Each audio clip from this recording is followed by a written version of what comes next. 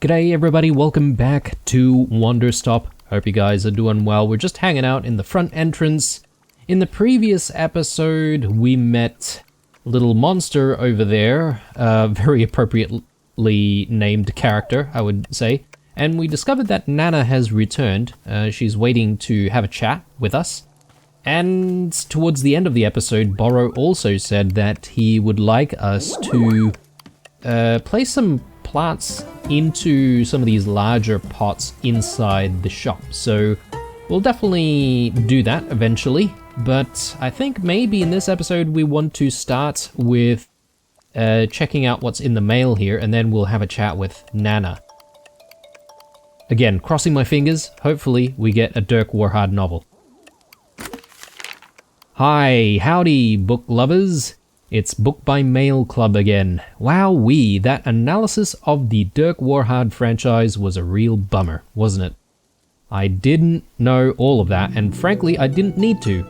Tell you what, let's ignore all of that dreary nonsense and just enjoy a good old-fashioned Dirk Warhard novel, yes! This one is called Bullets Forever, and I can't wait to find out who Dirk Warhard kills this time. Your In Literature Book by Mail Club. Yours in Literature Book by Mail Club. Alright, let's have a read of this, and let's see what kind of shenanigans Dirk Warhard is getting into this time. By D.B. Steele, Bullets Forever, a Dirk Warhard novel. It had happened. The unthinkable had happened. Dirk Warhard was dead. How had such a tragedy come to pass? It all began exactly 2 weeks prior. Dirk Warhard had just successfully concluded a top-secret mission to eliminate the world's #1 terrorist, Richard McElevator. Technically, every mission Dirk Warhard engaged in was top secret, yet Dirk Warhard was also the single most popular and beloved individual on Earth, with all of his exploits catalogued extensively in a quarterly review magazine. The quarterly review magazine Warhard Weekly also included supplementary materials such as fashion model foldouts of Dirk Warhard, and reader quizzes like where would Dirk Warhard punch you to kill you instantly. Readers of the latest Dirk Warhard Weekly would learn of how Dirk Warhard had defeated the world's #1 terrorist, Richard McElevator, in a thrilling high-speed boat fight. The fight didn't actually take place on a boat. More so, it featured Dirk Warhard literally lifting a boat out of the water and smashing Richard McElevator to death with it. Dirk Warhard had never killed a criminal with a boat before, and the sheer thrill of it blew his mind. In fact, days later, he was still riding a breathtaking high, yet by the weekend his adrenaline had cooled off, and the reality began to sink in that it was an experience he'd never again get to relive. After all, Richard McElevator had been the world's #1 terrorist. The next best thing Dirk Warhard could accomplish at this point would be to crush the world's #2 terrorist with a boat, and that just didn't light any sort of fire in his soul. For days he languished in a cruel depression, tortured by the joys of a life he'd never get to relive, and at last, after 2 full weeks of despair, Dirk Warhard arrived at an ingenious realization. If he were to die, then he would be able to travel to the afterlife, where he could once again defeat the world's #1 terrorist, Richard McElevator, in a high-speed afterlife boat battle. Thus, Dirk Warhard set out on a high-stakes, life-threatening mission to die. This effort proved more difficult than expected. He had spent decades training his skin to resist bullets and building up spiritual karma to resist the magic of voodoo effigies. He drank poison every morning, guzzled poison as he was going to bed, popped poison pills periodically during missions. A doctor once said that his body was more poison than water, and that made Dirk Warhard so happy he shot the doctor right in the kidneys. In the end, he decided to think himself to death, Dirk Warhard made it a point of pride to never think too hard about anything, and so it was perhaps the only way in which he was truly vulnerable. He began by attempting to spell long and complicated words, yet discovered that he was a natural genius at spelling. Then he decided to invent entirely new, much more complex words to spell, and found he was a master at that too. Finally, he decided to invent and spell the single longest word imaginable, and that's what finally got him. The word was so long that it took him 2 weeks to spell it, after which time his brain gave out and died due to sheer hatred of letters. The last thing he yelled before blackness consumed him was, "Hell had better rule." When Dirk Warhard came to, he was lying in an old wooden ferry, floating down a grey river surrounded on all sides by heavy brown mist. The stench of death hung in the air. Standing next to Dirk Warhard in the ferry was an ancient-looking boatman, a frail and bony figure covered from head to toe in tattered black cloth. The boatman propelled the ferry forward with a spindly wooden oar and groaned as he rowed.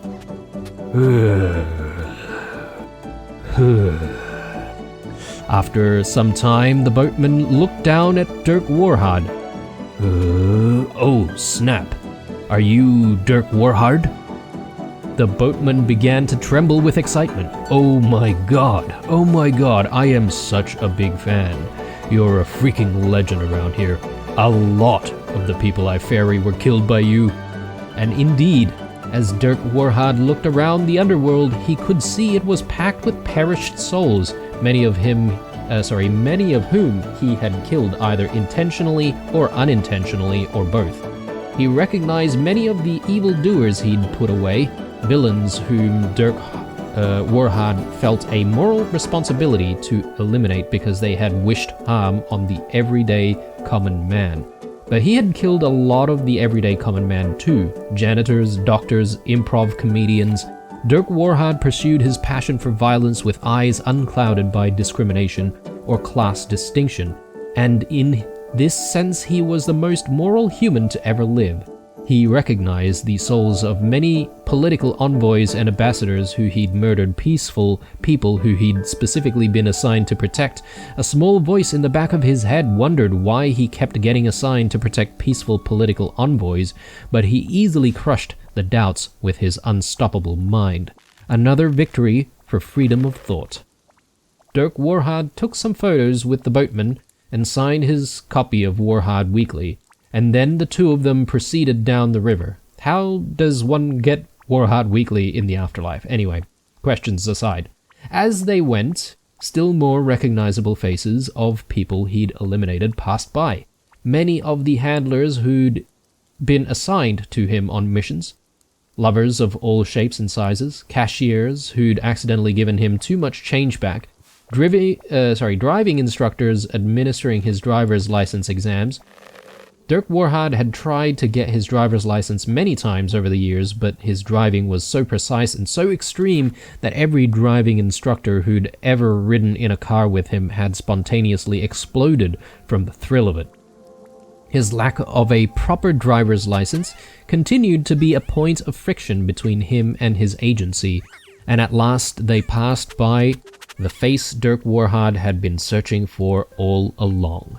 Richard McElevator, the world's #1 terrorist, looking at him standing over there so smug and secure, thinking he's safe just because he's dead.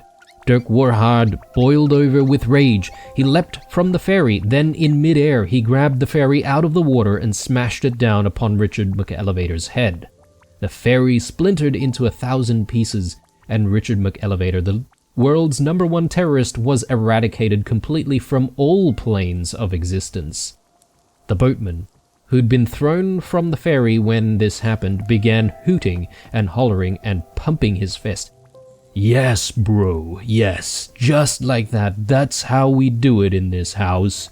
And for his part, Dirk Warhard felt the same rush of pure bliss as he'd felt during his previous boat kill. The same joy filling his soul completely from within, and he knew that the adventure had all been worth it. Until A figure of pure light emerged from the heavy mist. This being was impossible to describe. It felt to Dirk Warhard like a figure from a dream he'd forgotten from long ago. The being was impossible to directly perceive.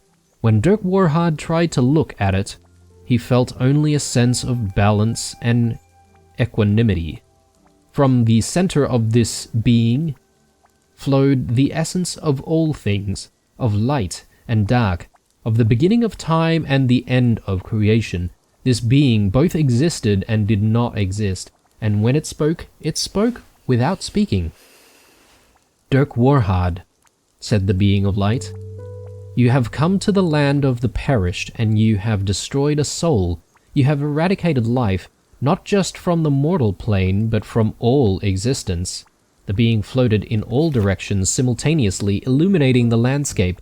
"All things are bound by eternity, even in this place. Life is merely exchanged in a continual transfer of energy.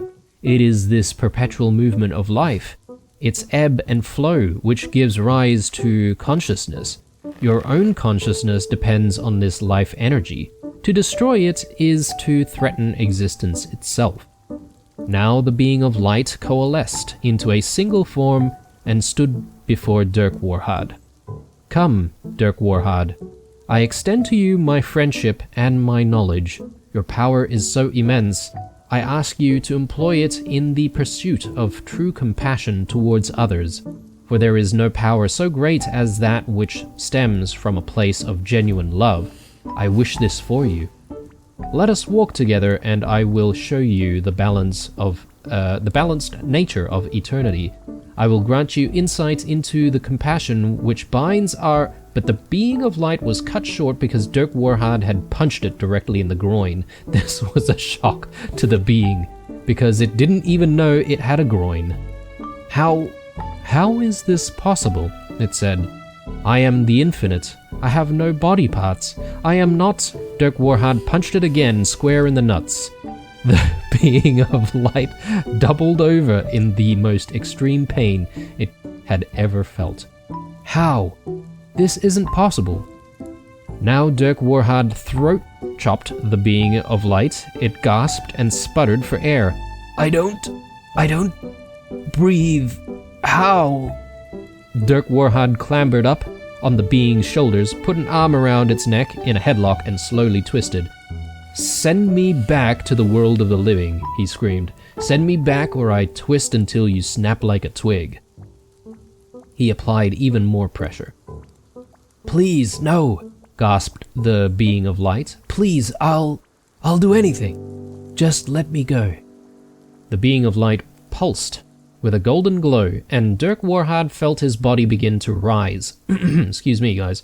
He let go and ascended upwards out of the heavy brown mist, back towards the land of the living. The last things he heard were the being of light breathing in huge, heaving gasps, and the bony boatman yelling, "Are you freaking kidding me, bro?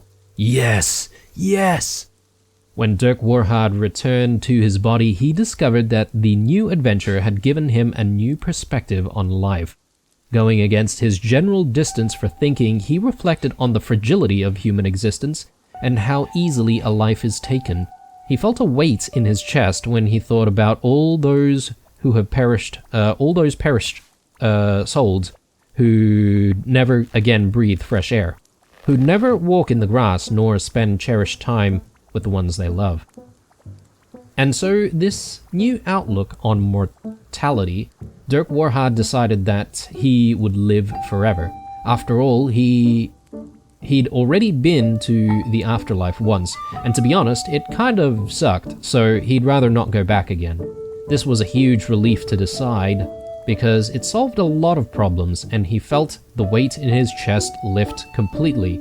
With another successful mission behind him, he sat down to begin describing his new perspective on life and mortality from his column in Warhard Weekly.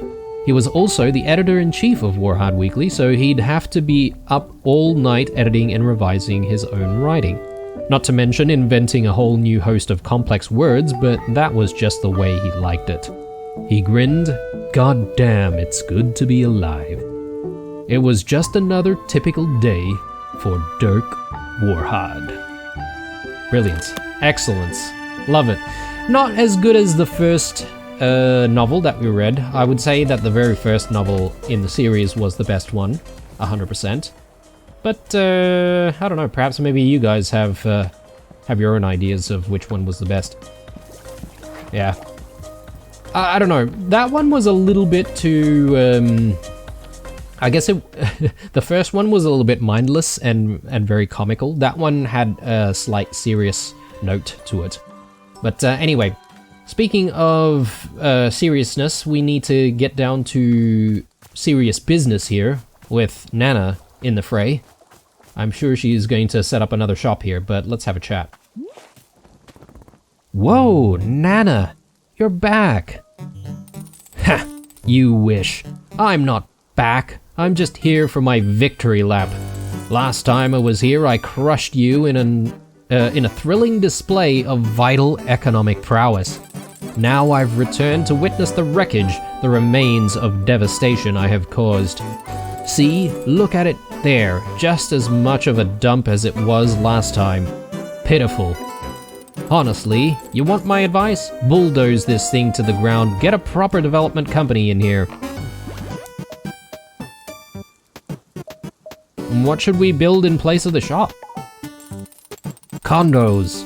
Everybody loves condos. Give this little spot of forest some actual personality.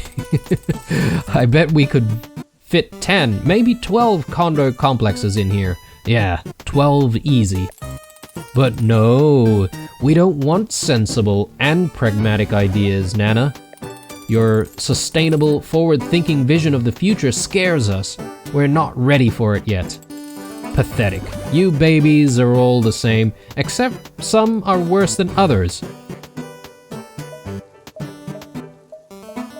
So, are you here just to gloat, or what? Here to gloat? Is that what you think I'm doing? You kids today always mistake good old-fashioned honesty for hubris. Bah. Missy, you've grown soft while I was away. Without the commanding authority of a market leader in your life, you've become complacent. Damn it, I told myself I wasn't gonna do this, but it's time to set up shop again. Gotta teach you a little humility. As I recall last time, you sold nothing. It's called sandbagging. Ever heard of it? You'd know about this if you'd ever studied economics a day in your life. Nice try though. Good to see you're still projecting your failures onto others. Never change. Can I get you a cup of tea? Absolutely not. Okay. Well, we've got a bit of a tough crowd here, don't we? Because we've got little monster over there who doesn't seem too interested in drinking any tea. No, I'm guessing no matter what kind of tea we make, she'll probably just, you know, not drink it. But then we've got Nana, who doesn't really want to drink any tea for whatever reason. So maybe we can convince her one of these days. Let's have a chat with Varro. Hey, guess what? Nana's back. Oh, the competition has returned. Time to be updating the Wanderstop business model. Liquidity ratio, capital structure optimization. Yes, I am fully up to date on my business phrases. How come she's the only person who's returned since the clearing changed? Well, Nana and I share a certain connection. We are both a very particular kind of person. We are connected to this place, to the forest. Been here quite a long time, both of us. So for the two of us, the movement of the forest works a little differently. We're not quite so stuck in it. Why didn't you tell me you knew her? Miss Alta didn't ask. Besides, Varro is knowing many people who come and go here all the time. Just a sort of leaf on the breeze, I am. One amongst many. Anyway, I wish the best of luck to our returning business competitor. Frankly, Varro thinks her shop is so adorable that I am not minding it. But we will see how I feel about that if she really does run us out of business. Okay. Oh, I doubt that that's ever going to happen, because some of her business strategy's pretty questionable. I'm just thinking about what resources we currently have and what we might need to stock up on. Got a couple of balls here, we've got one more T-ball over there. Maybe a decent idea just to get another batch going before we continue doing other things. So let's get out there and see what we can do, and, you know, at the same time we can look after the place a little bit. Look for all of those weeds, cut them down.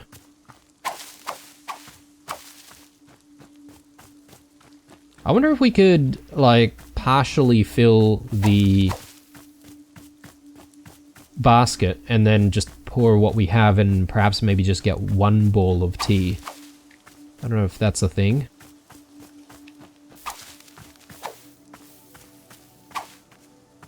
And this table with stuff on it has not actually turned out to be anything at all.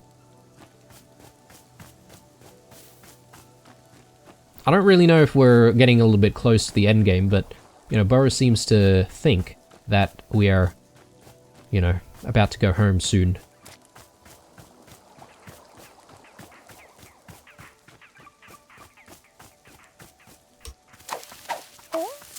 Right, back we go.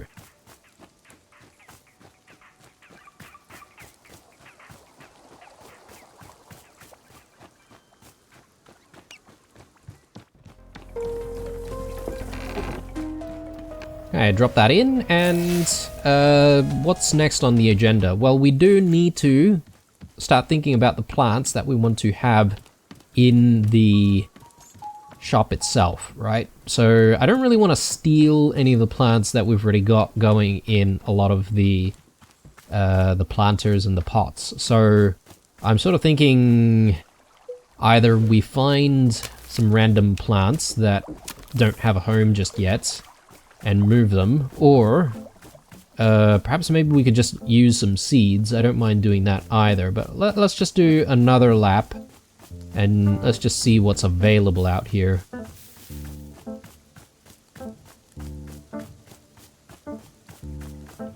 Not too much, apparently. I've done a pretty good job early on moving around all of the plants that were available to us. There are those, like, circular mushrooms again. They've appeared every version of the clearing, I think. Oh, perhaps maybe except for the nightmare version of the clearing.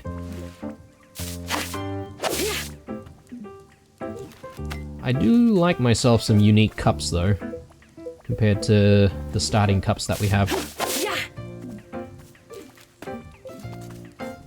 Oh, and there's her shop already. She set up pretty quickly, once again. I really don't see any plants that we can just shuffle around. So let's use seeds, and we'll try and decorate this space. We've got plenty of the green seeds, but I do quite like the blue seeds, to be honest.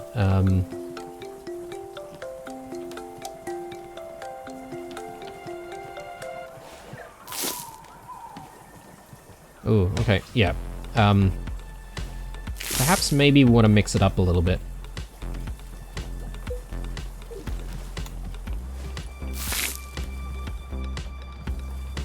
I wonder if we need to have all of them planted. I can't remember if that's the goal or if there's a specific number that we need to meet. I don't have any yellow seeds, actually. Could be a bit of a problem. Let's just fix that up first. Maybe if we go this way. This is going to give us fruit, so it's probably not the thing to water.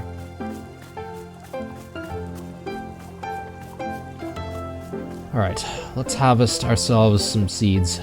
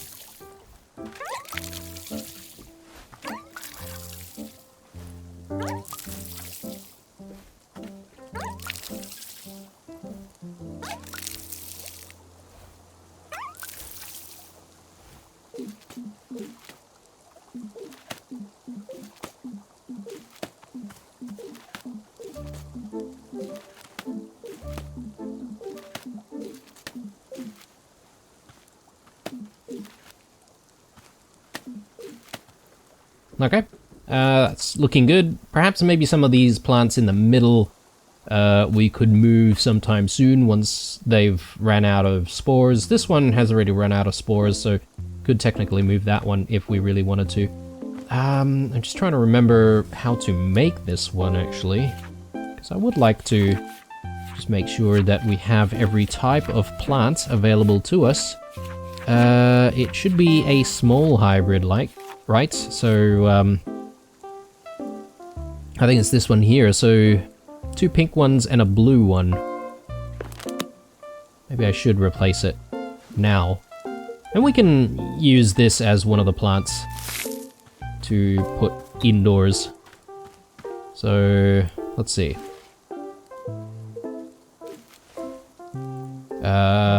No, it's the blue one in the middle. My bad.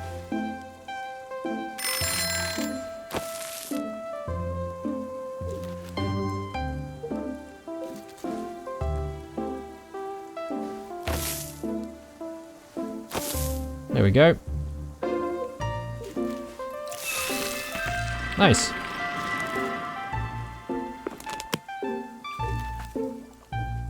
Grab that, and I do quite like the look of this particular plant. It sort of reminds me of perhaps maybe orchids, which I feel like maybe deserves a special spot, you know? Maybe over here? But that will mean we need to move the other plants that's already in there. So I'll grab that. And maybe we'll move that here. And yeah, we'll move the orchid. Well, it's not exactly an orchid, but we'll move the orchid looking one over there. That looks fine, and let's see, I'll grab that, and I think I'll move that one.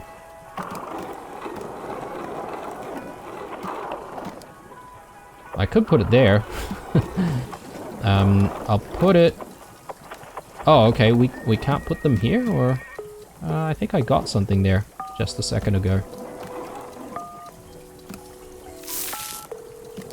Okay, that looks good. And then what we want to do is we use some of our normal seeds here. Let's use some yellow seeds.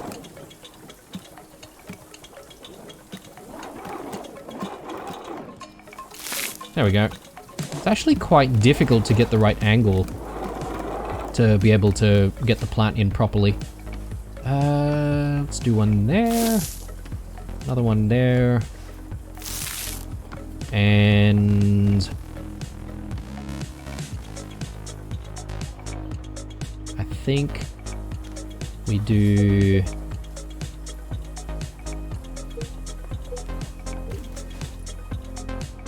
that one there. That looks good.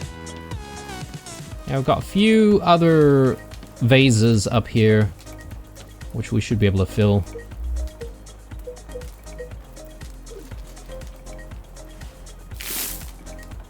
Mm-hmm.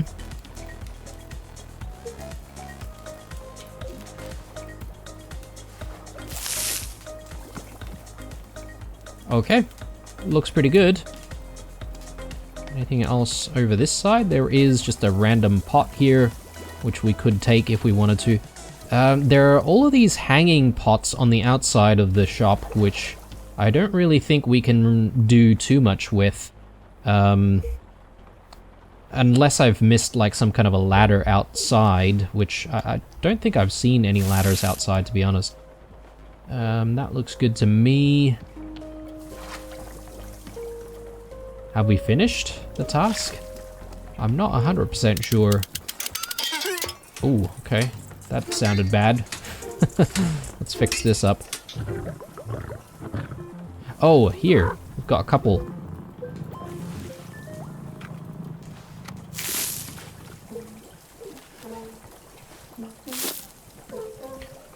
That one, I feel like we could rotate it a little bit.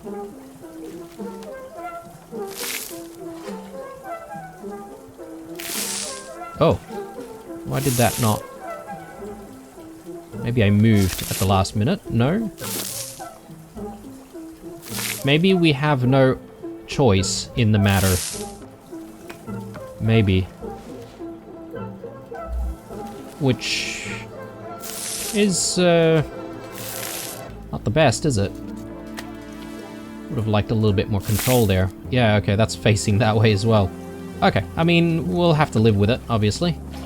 Can't really do too much. Oh, got a couple more here. Let's get some more seeds in. Maybe a green one here and maybe a yellow one. Running out of blue seeds though. Is that everything? Perhaps. We should have a chat with Borrow and see what he says.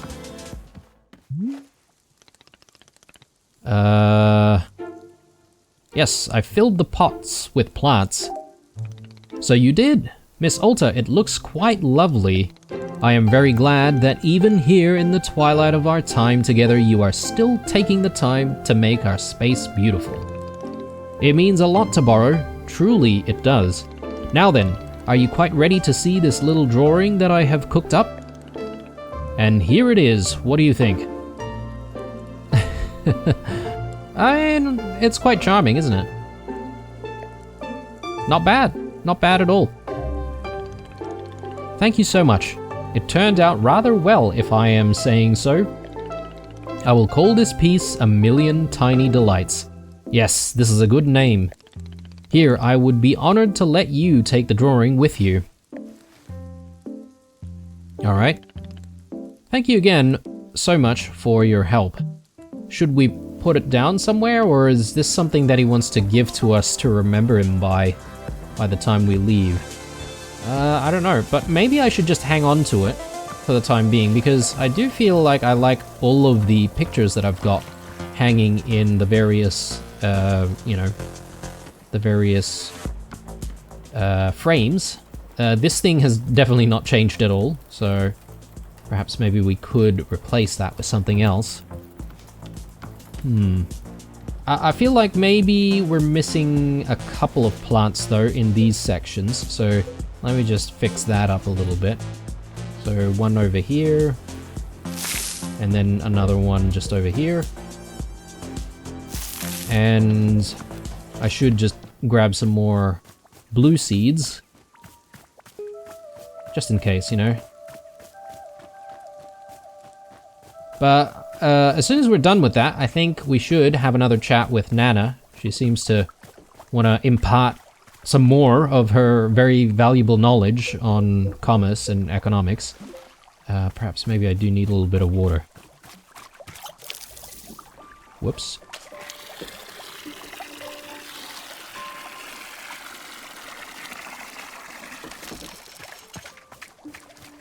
Okay, blue seeds.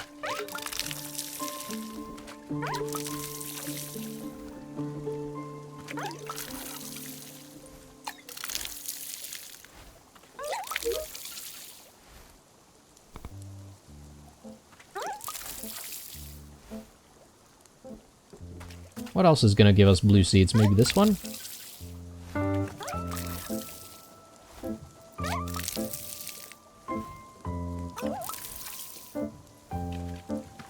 Maybe this one. Yeah, okay. That looks good. Let's just grab everything.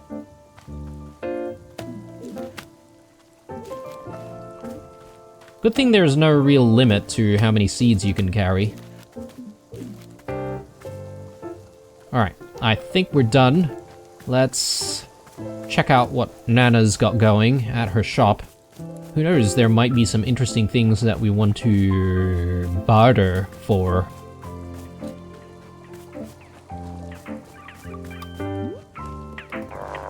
I still have no idea how you can set up so quickly. Come on down, you know you want it, losers. I got goods, I got products, you've never seen so many goods and products. So get off your ass, get a job, and then come buy stuff at Nana's. Get a job. What do you want? To buy stuff from you, obviously. Buy stuff.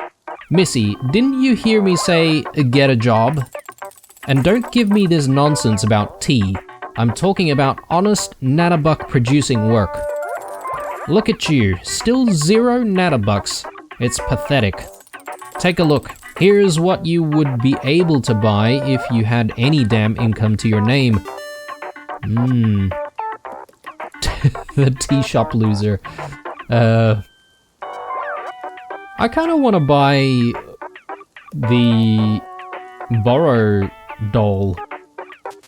That looks pretty good, but I mean, I don't have any nanobucks. Huh. You should see the look on your face now.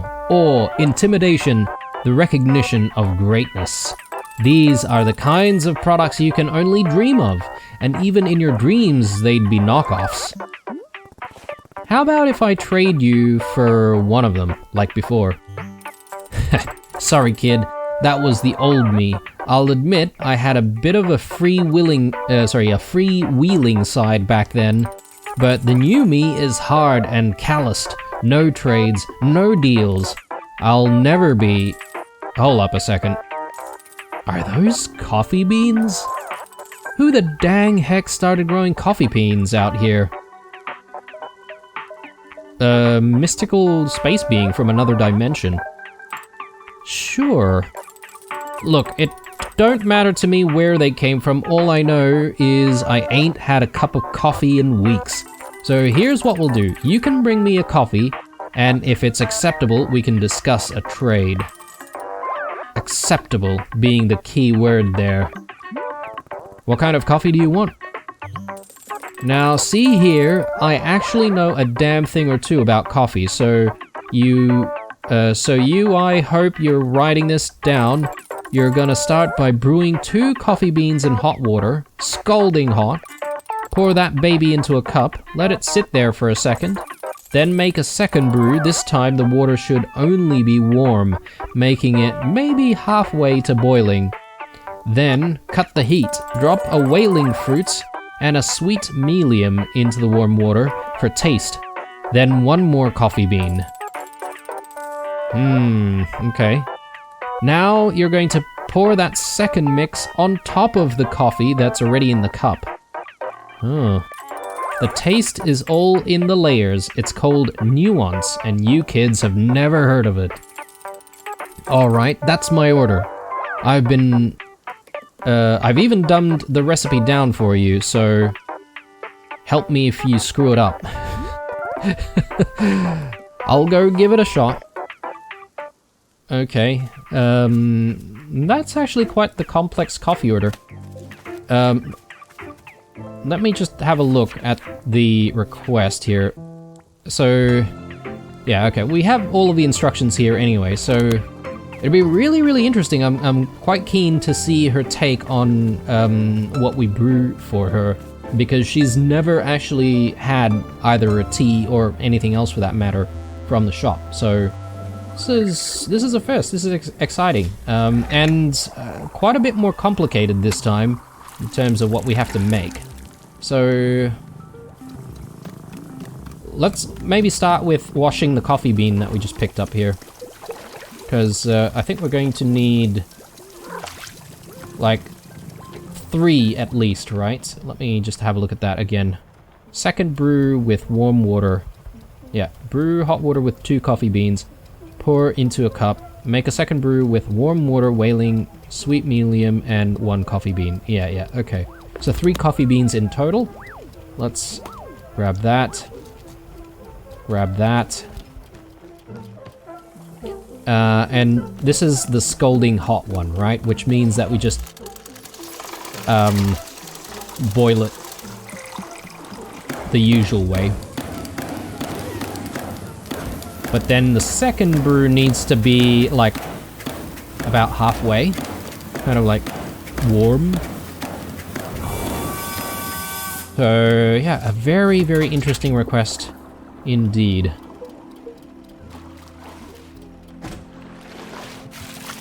So that's 1, and that's 2. Jeez, okay, it's even darker than before. It looks like a proper coffee now. And I think the idea is that we need to pour like halfway. Yeah, I think that's right. And then we grab that, we place that down, we pour all of this back out.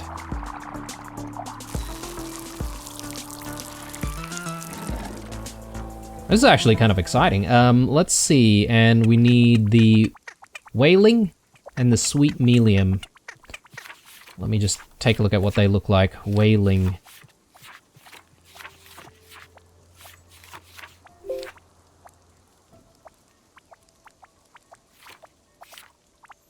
Here we go.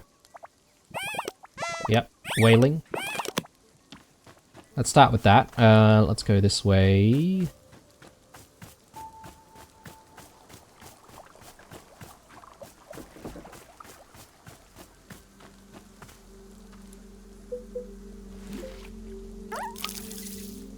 Alright, I'm out of water as well. I think it was the melium, right? I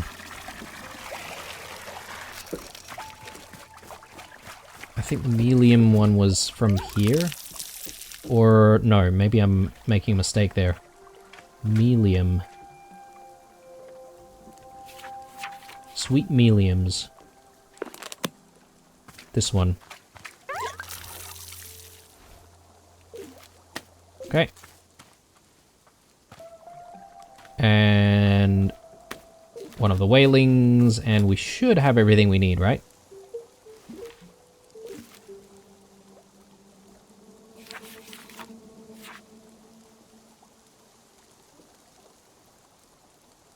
Yeah, pour it on top of the first cup. That's fine. But we can't overboil the water this time. So we've got to be a little bit careful.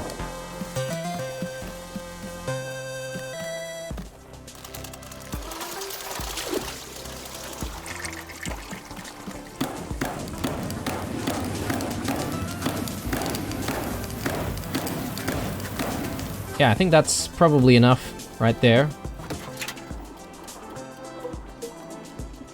Oh, and we need the coffee, don't we? So let's just grab the last coffee bean.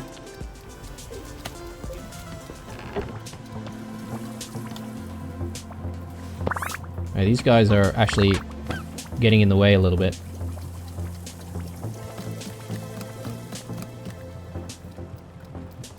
So, whaling, sweet melium, and a coffee bean. And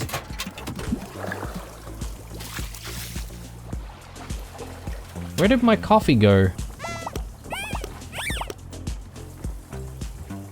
Oh, did you drink the coffee? Oh, you little bugger. I think it did. That's the mug that I was using. Okay. Alright. This might actually be a bit more of a challenge. Okay. We're gonna have to redo, like, everything. I wasn't expecting these guys to be our downfall. Cute as they are. Okay, so let's just drop the coffee beans in for cleaning and roasting. And we'll grab the fruits as well.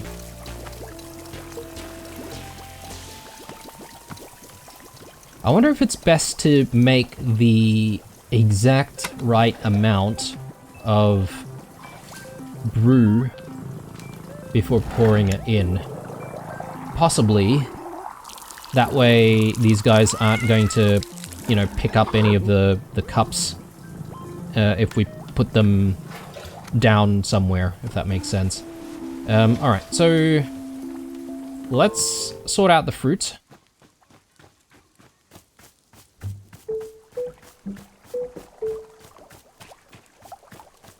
yeah, quite a bit more challenging, isn't it? So...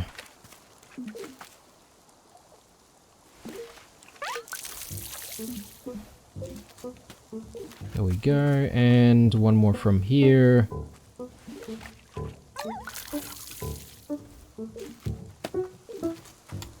So do we have everything? Whaling and sweet melium. Good. Just need the coffee beans. And who knows, I could fail again. And in preparation for that, maybe I should just clean a few more beans.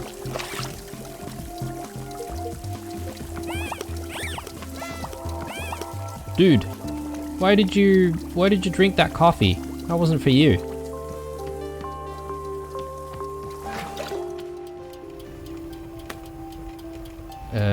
Okay. We are... yeah, too full on stuff. Just clean a few more cups. And I've got, like, one too many pots, I feel. So, might put this pot down. If I can find a decent spot for it. Maybe I just drop it there for the time being. So, do we have everything? No. I just need the coffee.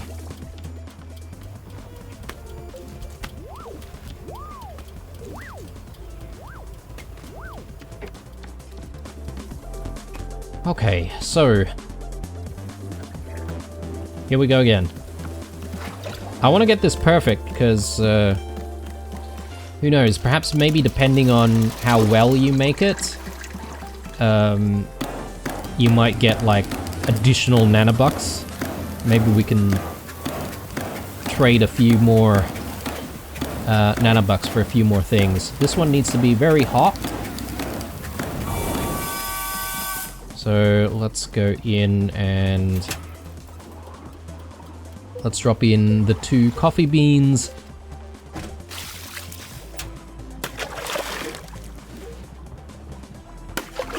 And let's pour this out.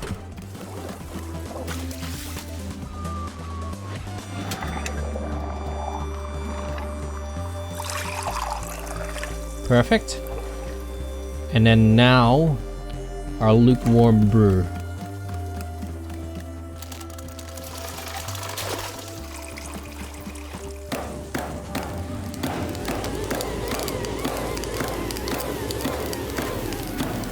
There we go.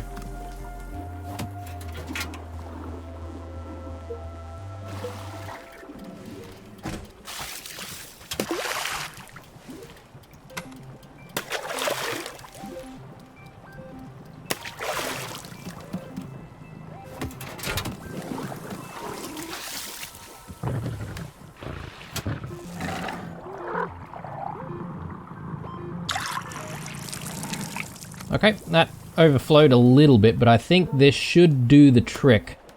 I'm hoping.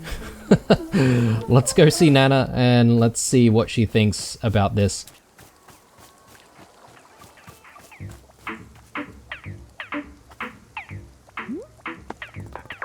Here's your coffee.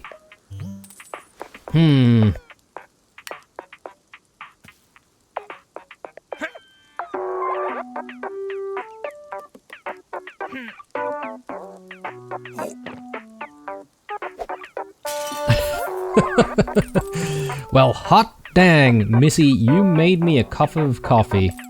Is it the finest cup I've ever had? Not a chance, but it'll do. Heh, it'll do. Look at that.